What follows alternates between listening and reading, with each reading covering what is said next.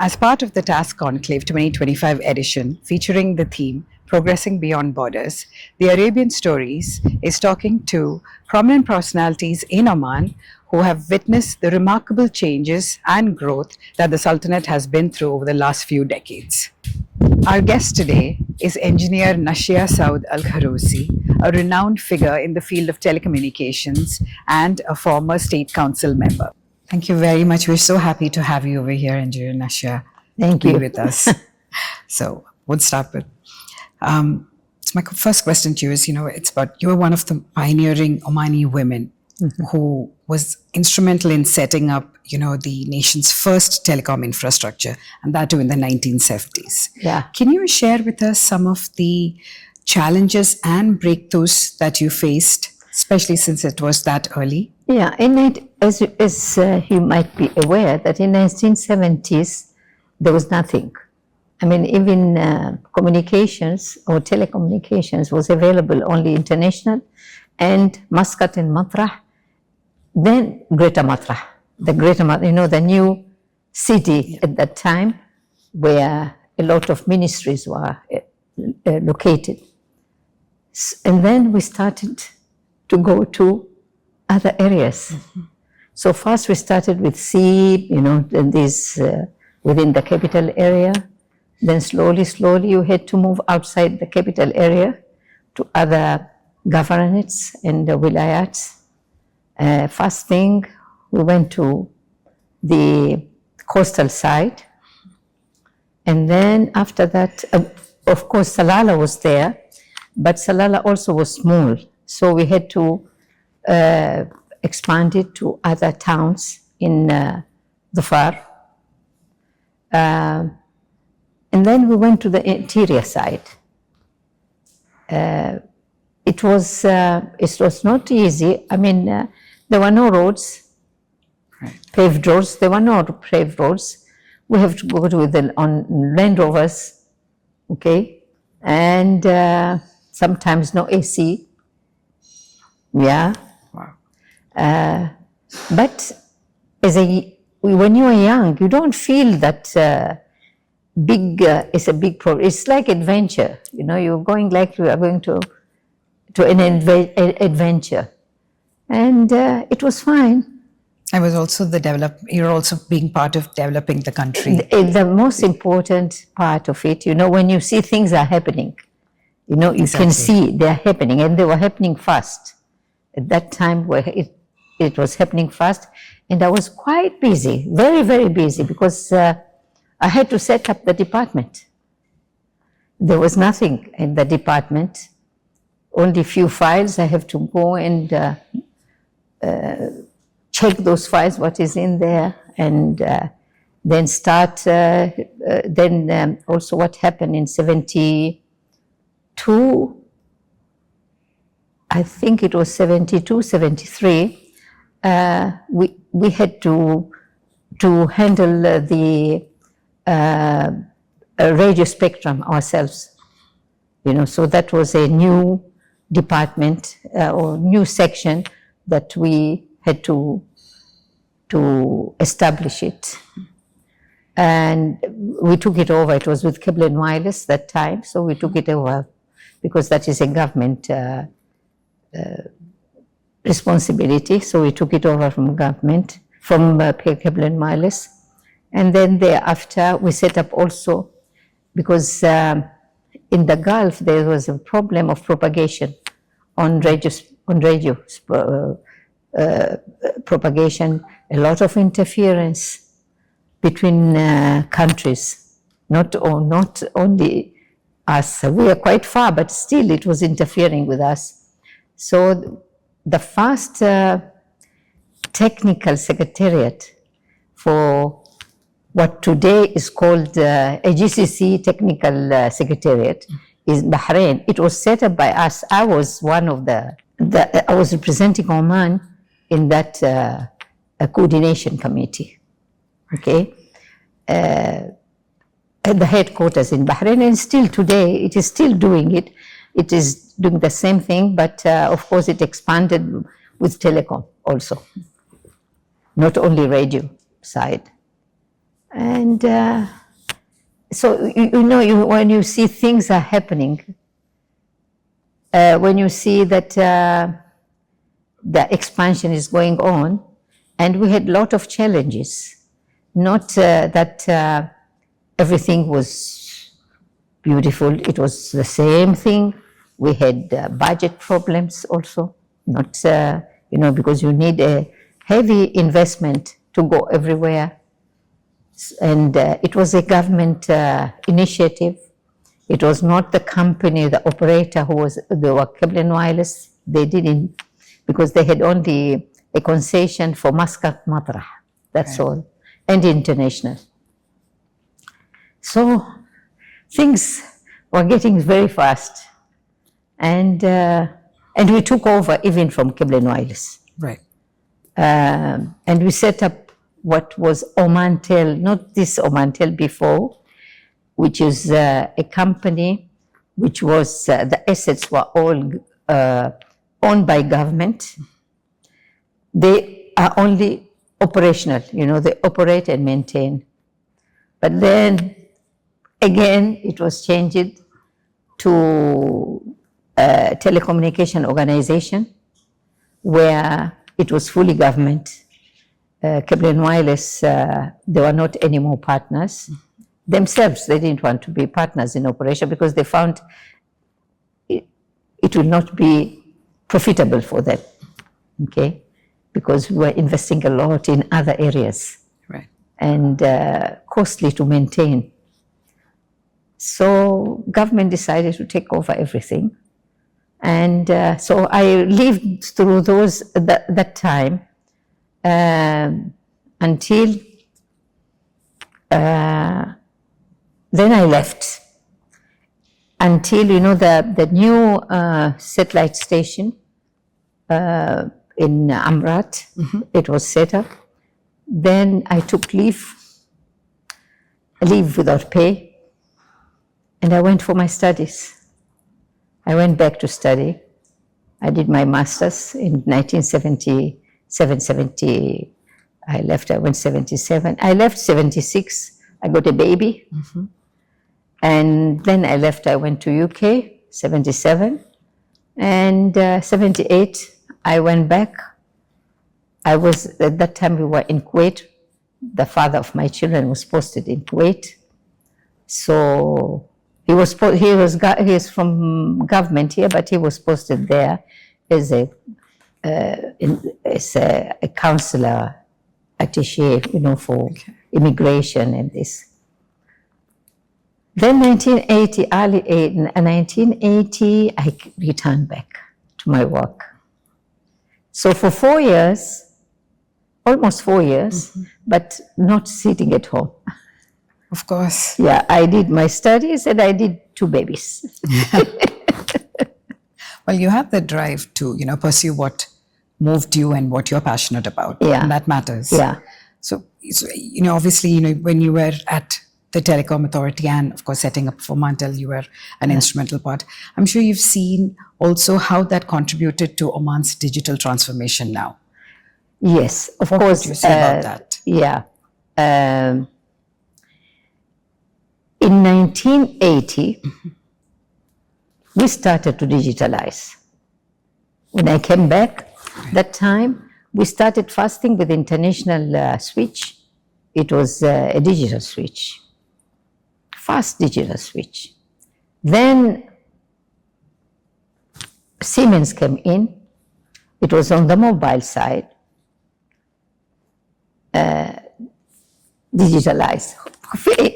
You see, I went for studies in digitalization. It was 1977, 78, early digitalization. I came back. We didn't start digitalization, but we started at that time when I came back. And then everything, the whole network changed over time from analog to digitalization. And I was lucky because I did my master's in digitalization. Yeah, at that time. Yeah. And so if you had to talk about, the country's progress as such into digital transformation, what are your thoughts on that? general, you talk about, see, telecom is digitalized already. We don't have analog systems anymore. Correct. Okay. First of all, it's more economic, better quality, provided you maintain it properly. Okay. And also the cost goes down. So it reflects also to the prices of services. It went down. Before it was quite expensive, not everybody could afford. Okay? And then really by the time I was on the board of Omantel, by the time before privatizing Omantel, it was Telecommunication Authority, Organization Authority, something like that. The Oman coverage for telecom already was 85%, but the other 15%, that was the challenge. Right. Because these are small communities, very small communities, and in difficult terrain, away from the network, very costly to reach them. As I recall, once there was, we were going to install a system, but that is much before, in one of the towns. Today they are towns, but that time it was not a real town, in Zahira region. A telephone line would have costed 10,000 riyal. And I said, haram. These people, maybe they need electricity first. They need water first. They need proper housing first. Should we put a 10,000 riyal, one line for them? Is that, their priorities? They should be provided with priorities, not only because we can afford to go there, but they don't have water, they don't have electricity. So there were a lot of challenges we had. But then we managed to get through. Of course. Yeah. We talked about how the growth has happened. But if you were to look towards the future, even if you're still an authority in the field, and we were to look in the future, and having witnessed 5 decades of growth, in the technological field, how do you envision the future of Oman's telecommunications and digital economy over the next decade? They have to move very fast, and they are moving. They are moving. Right. I mean, if you look at it, they are moving. We are moving fast also. But also, I was just in a conference, yesterday we finished a conference on engineers, on female engineers. What is, I can say that a lot of graduates, job seekers in telecom and IT, female, not male, male no problems, but female, and it needs to be addressed. And I think the government is addressing it, because it is a wastage of investment in these graduates who are unable to get jobs, and they are qualified engineers, but at the same time, I wish that they continue to study, because they should not stop. Even if I'm not getting a job, they should update themselves continuously. Right. Yeah. So when, just going back into, when you were with TRA and with Omantel, how was, the market? No, more than the market, it's like, the women in the field. You would have been. There were not too many. There were not too many. There were very few. in particular in telecom and in computer science, IT. Not too many, but suddenly there are many. And it's not a masculine, telecom is not a masculine industry. It needs brains. It needs brains with mathematics, brains of thinking and analytical and thinking and analyze. So it's not just a brain of a man, it's a brain of women and men. And actually, from my experience, what I have seen, the men normally, they will look at the picture as big, in a big way. Mm-hmm. The women, the female, they will go into details. So they complement each other. Right. One will go into details. You need those details to check their robustness. And the men, they look into the big picture. So you need the two together, to work together. Yeah. Absolutely. It's like, like they say, no man is an island. So we have to be together. But it's all about encouraging more women, like you said, and bringing them into, giving them that. Giving them opportunity. Yes, okay. And letting them know that they're not alone, like they can come forward and learn. And then nowadays, I mean, a lot of works, it can be done online. I mean, if in particular in IT, they should not just wait to get a job. Mm-hmm. They have to learn to work by themselves.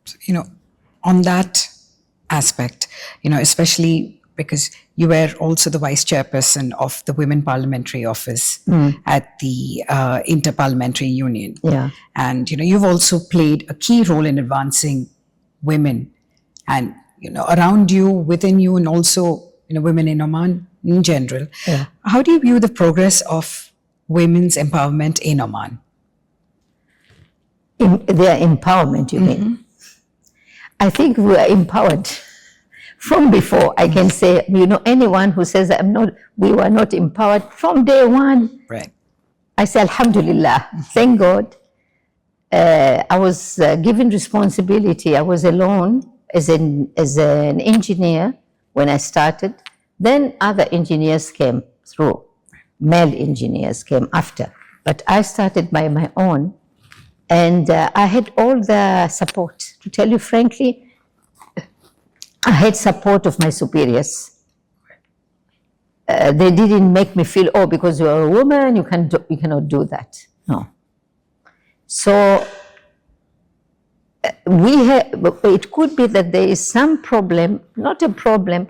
It's more of communities. Some communities, they feel that the role of a woman is to be at home, to look after the children and to look after their husbands, not to go out to work, to compete with men. They're thinking in that. So that mentality it is still there, but not to the extent that it can stop women from advancing.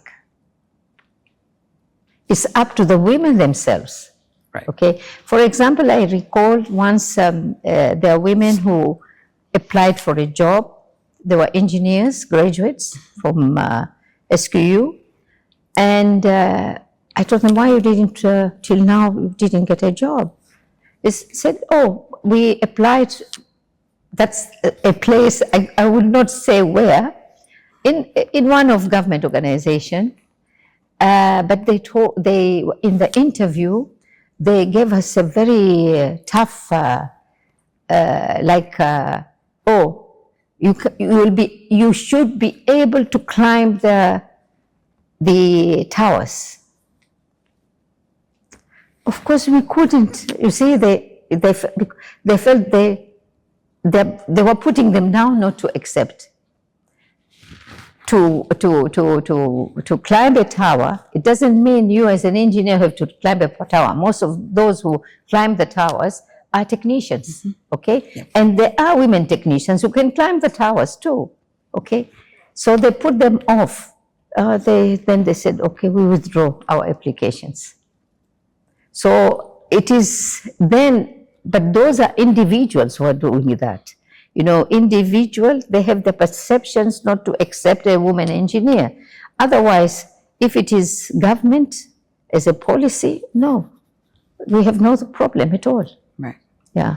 And, so going on that itself, I want to know, what advice would you give to, young Omani men and women who are coming out into this field? I'm not just saying only telecommunications. It could be across, and, they're faced with this kind of maybe a challenge or a question.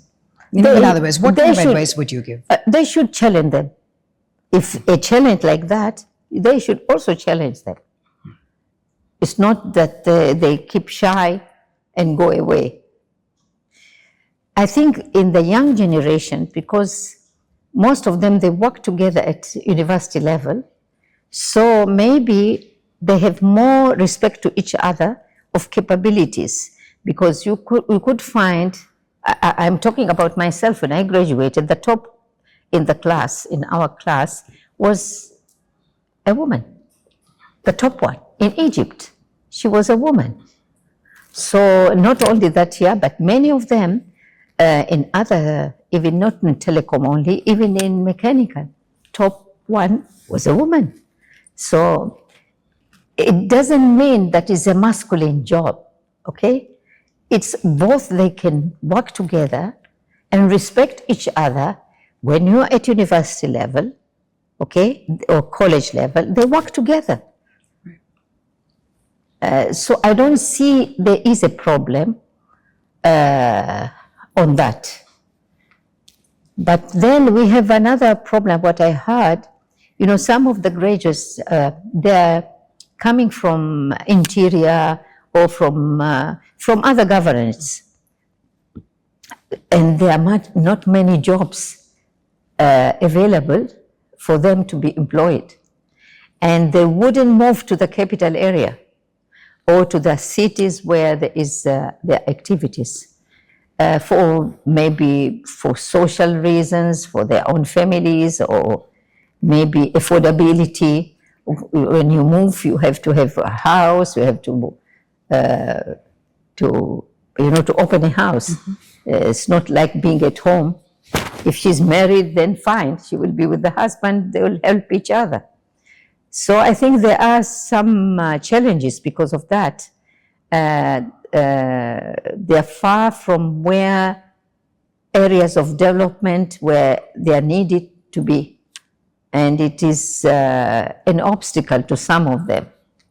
Now, coming to Oman as a nation, you've traveled across the world and Oman is your home. How would you, how would you describe Oman's progress, especially over the last 55 years? How would you describe For the last 5 years, you mean? 55 years. As well, 5 and 55. We'll take both. I think they should just look at the photos, what was there in 70 and what is today. Many of them, of the young people, they didn't live through that period. And I think they need to be informed what really was there and what you see today. Because they will criticize a lot, but they didn't see what everyone went through till we are today as we are today, okay? And a lot of challenges, and they have also to face challenges for the future, like we have faced those challenges at that time. The progress, really, you will not believe, if you are out. I was out studying that time. When I came back, I saw changes. In 2 years? In 2 years. I saw a lot of changes. So we should not just see today what we are and then start, we want this, we want that. You work for it. Yeah. And I'm sure you've also in the last 5 years with, His Majesty's vision that he has brought for the country. I'm sure you've seen that as well, and it's something to be very proud about. Yeah, and not only that, because they participated, these young people. in that vision, they participated in setting up that vision. So they should work for it to fulfill it, to reach to those objectives. Yeah. Fantastic. Thank you so much, Engineer Naashiah. It has been really lovely speaking with you. Thank you. Thank you. Thank you. Thank you.